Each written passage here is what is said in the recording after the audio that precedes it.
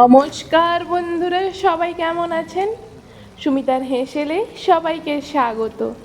আজ কিন্তু আমি নিয়ে চলে এসেছি আপনাদের জন্যে ঢেঁড়সের পোস্ত।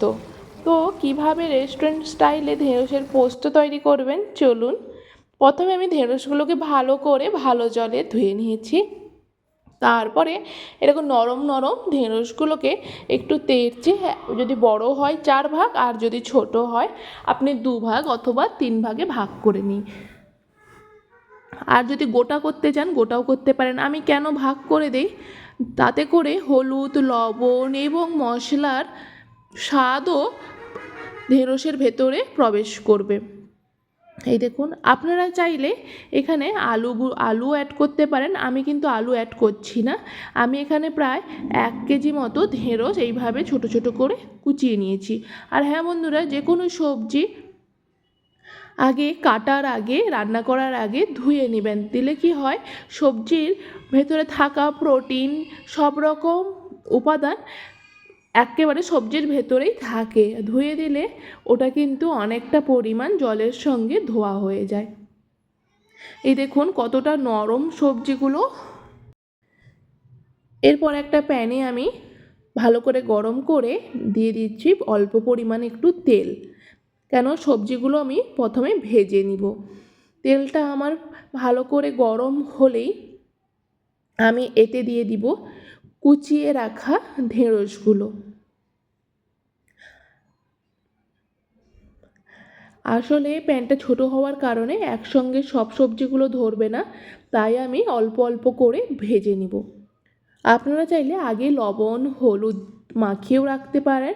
আর আমি সঙ্গে রান্না করছি বলে অল্প হাতে সময় থাকার কারণে আমি একেবারে কড়াতেই হলুদ এখানে আমি 1/2 চামচ অ্যাড করছি।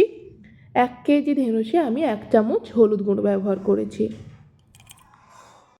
আর লবণ আমি 1 চামচ অ্যাড করেছি। আসলে ঢেঁড়স হলো মিষ্টি ধরনের সবজি, তাই লবণটা একটু কম রাখার চেষ্টা করবেন। তো ভালো করে আমি ঢাকনা লাগিয়ে ভেজেও নিয়েছি, আর 50% মতো আমি সেদ্ধ করে নিয়েছি। এতে কি হয় বলুন তো, একেবারে যদি ঢাকনা খুলে আপনি করেন তাহলে সেদ্ধ হতে সময় লাগে, হয়তো ভাজা ভাজা হয়ে যায় কিন্তু সেদ্ধ হতে সময় লাগে। আপনার সেদ্ধ আর ভাজা যাতে তাড়াতাড়ি হয় তাই ঢাকনা ব্যবহার করেছি, দিলে তাড়াতাড়ি আমার হয়ে গেছে। দেখুন একেবারে আমার কিন্তু ভাজা হয়ে গেছে। এর থেকে বেশি ভাজলে সবজির মধ্যে থাকা উপাদান কিন্তু বেশি পরিমাণে সবজিতে থাকে না, তাই অল্প ভাজার চেষ্টা করবেন। যতটা নয় ততটাই আমি ভেজে নিয়েছি। তারপরে দিয়ে দিয়েছি এখানে পরিমাণ মতো তেল। এখানে আমি 2 চামচ তেল অ্যাড করেছি। ফোড়নের জন্য আমি অ্যাড করছি 5 ফোড়ন আমি 1 চামচ এখানে দিয়েছি।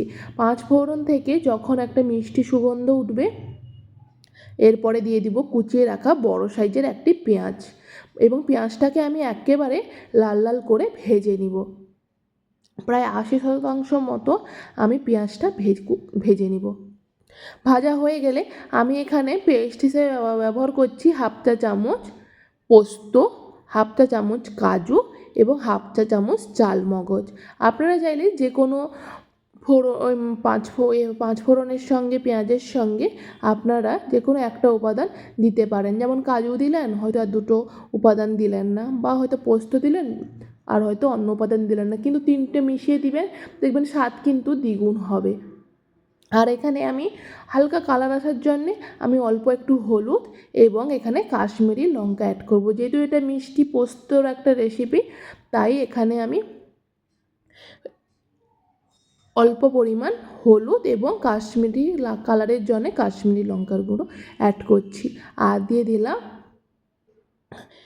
অল্প একটু জল আর একটি টমেটো, এবং ভালো করে এরপরে আমি ঢাকনা দিয়ে নাড়াচাড়া করে মশলাটা একেবারে কষিয়ে নিব। আর পোস্ত সবসময় চেষ্টা করবেন বেশি আঁচ দিয়ে করবেন না। এতে কি হয়, বেশি আঁচ দিয়ে করলে মশলাটা লেগে যাওয়ার সম্ভাবনা থাকে কড়াইতে। দেখুন এরপরে আমি কাশ্মীরি লঙ্কাটা দিয়েছি এবং ভালো করে কষিয়ে নিচ্ছি। আপনারা চাইলে যেখানে জল অ্যাড করতে পারেন, যেহেতু আমার মশলা কষানো হয়ে গেছে, তেলটা ছেড়ে দিচ্ছে, ওই জন্য আমি এখানে জল আর অ্যাড করছি না। এরপরে আমি এতে দিয়ে দিব ভেজে রাখা ঢেঁড়সগুলো। আপনারা চাইলে ঢেঁড়সের সঙ্গে ভেজে রাখা আলু অ্যাড করতে পারেন, কিন্তু আমি এখানে শুধু ঢেঁড়সের পোস্ত করছি বলে আমি এখানে শুধু ঢেঁড়স দিয়ে রেসিপিটা করছি। এই রেসিপিটি আপনি রুটির সঙ্গে অথবা গরম ভাতে করে খাবেন, দেখবেন অসাধারণ লাগবে। আর একটু মিষ্টি বলে অল্প একটু চিনি দিচ্ছি, আর লবণ তো আমার ঢেঁড়সে দেওয়া আছে, আর লাগবে না। দেখুন কি অসাধারণ লাগছে না দেখতে, আর খেতেও কিন্তু আরও অসাধারণ হয়েছে। তো যারা ঢেঁড়স খেতে চায় না, বিশেষ করে ছোটো বাচ্চারা, এইভাবে করে দিবেন। লঙ্কা আমি কোনো অ্যাড করিনি।